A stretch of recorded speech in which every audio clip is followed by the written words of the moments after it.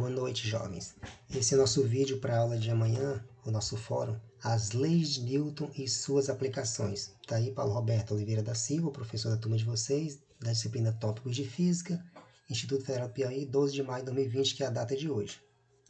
Tá bem ilustradinho.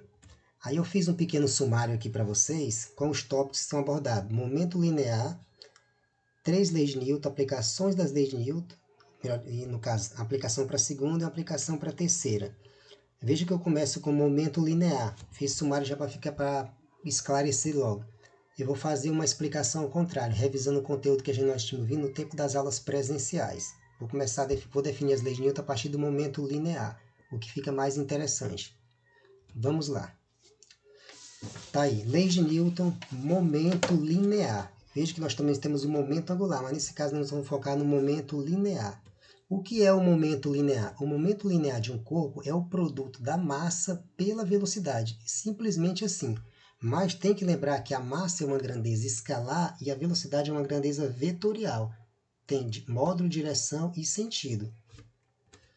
Então vamos pegar como exemplo aqui uma trajetória qualquer. Essa linha curva é a trajetória de um corpo qualquer representada por esse pontinho preto.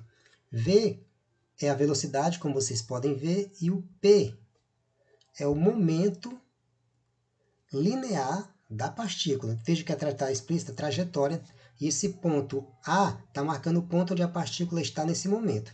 Então nós definimos, como já tinha colocado no início, o momento P é a massa vezes a velocidade. Veja que tem a setinha de vetor, tanto no momento P como na velocidade, não na massa, porque é uma grandeza escalar. Mas, para ficar mais detalhado, eu fiz uma pequena legenda para vocês. P, momento linear, massa, m, velocidade, v. Fica bem mais ilustrativo assim. E para resumir, o momento linear de um corpo é uma grandeza vetorial, módulo, direção e sentido. Neste exemplo que eu coloquei, a partícula pode ter uma velocidade constante em módulo, mas nesse caso, tem que levar em consideração como a trajetória curva, a direção e o sentido está mudando. Então, você não pode dizer que a velocidade é constante em termos vetoriais, só o módulo que é constante. Então, se alguma dessas três características, módulo e direção, muda, como o momento linear depende da velocidade, porque é massa vezes velocidade, então o momento também muda, porque ele é o produto da massa pela velocidade. Então, o momento linear de um corpo é uma grandeza vetorial, como está bem abaixo resumido. Assim, o vetor velocidade e o vetor momento linear têm sempre a mesma direção e o mesmo sentido conforme a figura acima. Por que o mesmo sentido? Como o momento linear é o produto da massa pela velocidade, se a velocidade for negativa, o momento linear também vai ser. Então, sempre eles vão ter o mesmo sentido e mesma direção, claramente. Então, isso foi só para dar a introdução. Vamos seguir. Agora, vamos partir para definir as 3 leis de Newton baseado no conceito de momento linear. Primeira lei. Todo corpo permanece em repouso ou em movimento retilíneo uniforme, a menos que seja obrigado a modificar seu estado de movimento, que é o que eu expliquei, pela ação de forças externas. Nesse caso aqui, o momento é zero, o momento linear. Por quê? Porque o corpo está parado. Ou, se ele tiver movimento retilíneo uniforme, então, no caso, o momento dele é constante. Então, são 2 situações possíveis, ou de repouso, momento zero, ou de movimento retilíneo uniforme, que a velocidade é constante. Aí, nesse caso, o momento é zero, ou o momento é constante, em termos de módulo. Continuando, segunda lei. O que nós temos para a segunda lei? A segunda lei é que define a grandeza de força. A modificação do movimento, no caso, ou do momento, é proporcional à força atuante, ou seja, a força que foi aplicada, exercida que o corpo sofre. Ou seja, a força é a derivada temporal, como está explícita aí na equação, é a derivada temporal do tempo. Por isso que tem dp/dt. Veja que eu estou colocando tá na linguagem mais técnica. A força é a derivada temporal do momento. Não esquecer que o P é o momento. Nesse caso, não estou usando o P para peso e nem para pressão. P especificamente para momento. Continuando.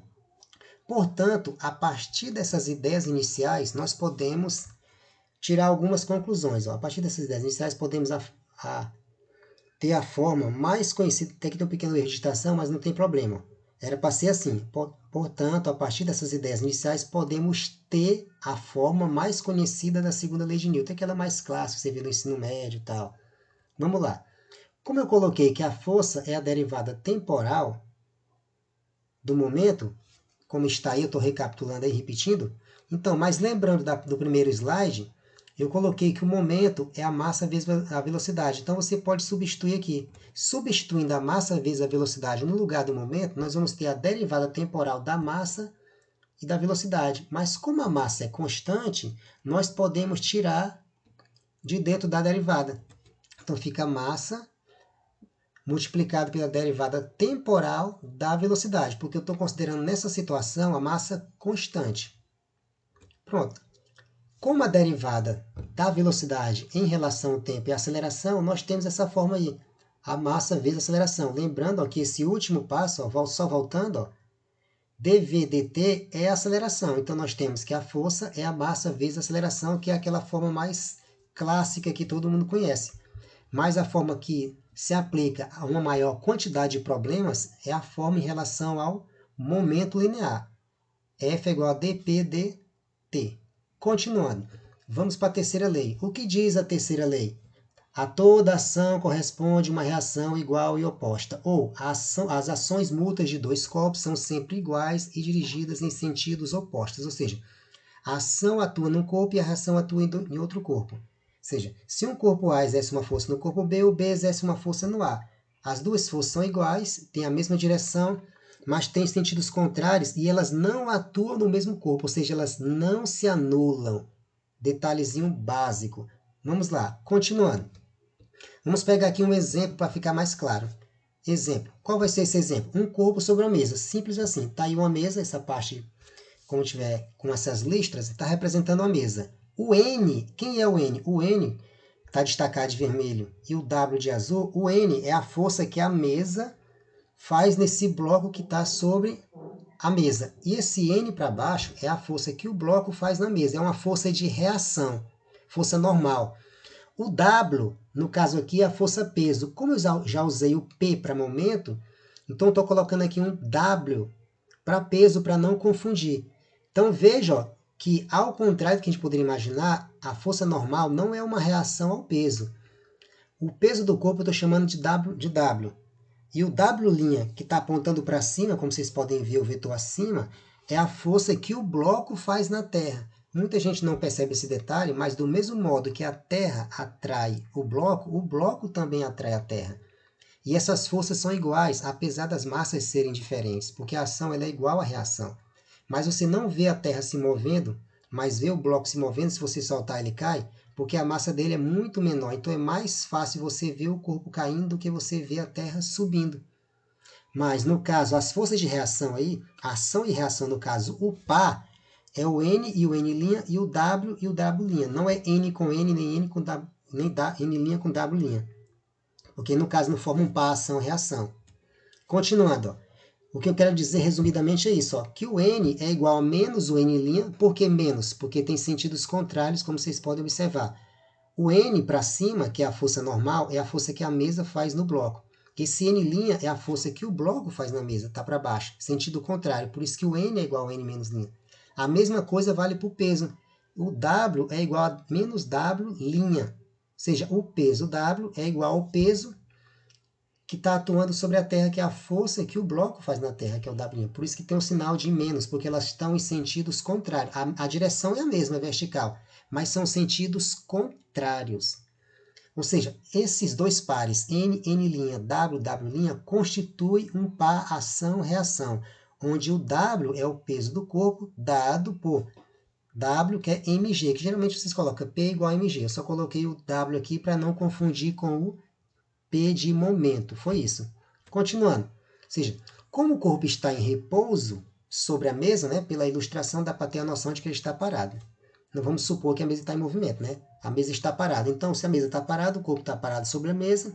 Então, ele estando parado, quais são as conclusões que nós podemos tirar? Como o corpo está parado, ou seja, está em repouso sobre a mesa, podemos concluir que a aceleração é zero e a soma de todas as forças é zero. Essa letrinha que está atrás do F é o